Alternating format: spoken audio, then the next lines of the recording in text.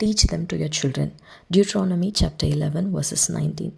நிறைய நேரங்களில் நம்ம பெற்றோராக நம்மளோட பிள்ளைகளுக்கான முக்கியமான தீர்மானங்களை இப்போவே எடுத்து செயல்படுகிறோம். ஏன் அப்படின்னா அவங்களுடைய எதிர்காலம் ஆசீர்வாதமாக இருக்கணும் அப்படின்னு சொல்லிட்டு.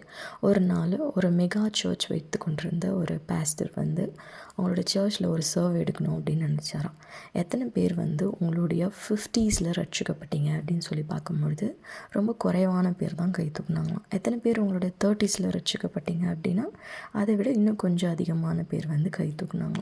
அப்புறம் அந்த பாஸ்டர் எத்தனை பேர் நீங்கள் உங்களுடைய 15 இயர்ஸ்க்குள்ளே ரட்சிக்கப்பட்டீங்க அப்படின்னு கேட்கும்போது பெரும்பாலும் நிறைய பேர் அந்த சர்ச்சில் கை தூக்குனாங்க. நாங்கள் எங்களுடைய 15 இயர்ஸ்க்குள்ளே தான் நாங்கள் ரட்சிக்கப்பட்டோம் அப்படின்னு சொல்லிட்டு.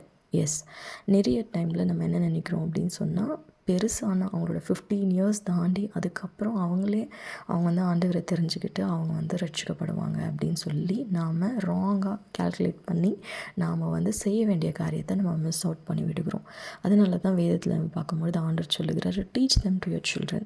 எதை நம்ம சொல்லிக் கொடுக்கணும் அப்படின்னு சொல்லி பார்க்கும்பொழுது ஆண்டவர் யார், அவர் எப்படி செயல்படுவார், அவருக்கு என்ன பிடிக்கும், அவருக்கு என்ன பிடிக்காது, நம்ம எப்படி நடந்தால் அவர் கிட்டேருந்து நம்ம ஆசீர்வாதத்தை பெற்றுக்கொள்ள முடியும், இல்லை எதை செஞ்சால் நமக்கு தீமையான காரியங்கள் வரும், நம்மளுடைய ஆசீர்வாதத்தை இழந்து போவோம் அப்படின்னு சொல்லி நம்ம வேதத்திலேருந்து ஆண்டவர் எப்படி தம்முடைய ஜனங்களை ஆசீர்வதித்தார், அந்த பைபிள் கேரக்டர்ஸ் இதையெல்லாம் நம்ம சொல்லும் பொழுது அவங்களுக்கு அந்த பேசிக் ஃபவுண்டேஷனை கொடுக்கும் பொழுது அவங்க சின்ன வயசுலேயே அவங்க ஆண்டவரை பிடிச்சு கொண்டு நடக்க ஆரம்பிச்சிருவாங்க. அது அவங்களுக்கு முதிர்ந்த வயதானாலும் அவங்களுக்கு ஞாபகம் இருக்கும். அப்போ ஆண்டவர் சொல்லுகிறாரு, எப்போல்லாம் நீங்கள் அதை அவங்களுக்கு சொல்லிக் கொடுக்கணும் அப்படின்னு சொல்லும் பொழுது நிறைய பேரண்ட்ஸ் நம்மளுக்கு டைம் இல்லை அப்படி சொல்லுவாங்க. ஆனால் ஆண்டவர் சொல்லுகிறாரு, நீங்கள் வீடுகளில் இருக்கும்போது நீங்கள் சொல்லிக் கொடுங்க, வெளியில் கூட்டிகிட்டு போகும்போது சொல்லிக் கொடுக்கணுமா, அதுக்கப்புறம் நீங்கள் ரெஸ்ட் எடுக்கும்பொழுதும் நீங்கள் அவங்களுக்கு அதை சொல்லிக் கொடுக்கணும், அதே மாதிரி நீங்கள் ஒர்க் பண்ணும்பொழுதும் ஆண்டவருடைய காரியங்களை சொல்லிக் கொடுக்கணும்.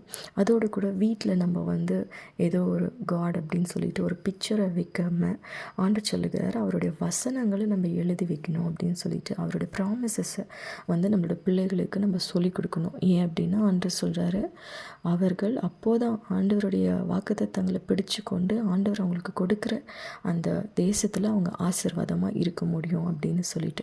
ஸோ இந்த நாளில் கூட பெற்றோராகிய நாம் அவங்களே தெரிஞ்சுக்கிட்டோம் அப்படின்னு விட்டுறாமல் அவங்களுக்கு தேவனை பற்றி கற்றுக் கொடுக்கணும்.